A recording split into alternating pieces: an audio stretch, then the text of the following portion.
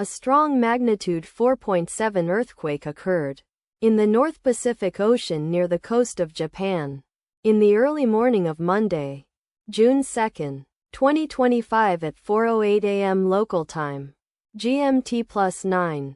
The quake had a very shallow depth of 28 kilometers, 17 miles, and was not felt, or at least not reported so.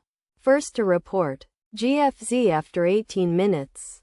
The earthquake occurred 17 minutes after a magnitude 6.0 earthquake had hit on Monday, June 2, 2025, at 3:51 a.m.